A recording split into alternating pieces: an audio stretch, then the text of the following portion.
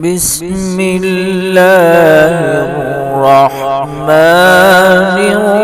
الرحيم أرأيت الذي يكذب بالدين فذلك الذي يدعو اليتيم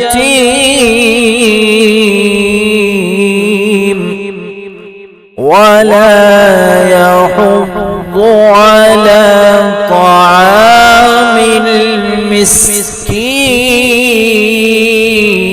المسكين فويل للمصلين الذين هم عن صلاتهم ساهون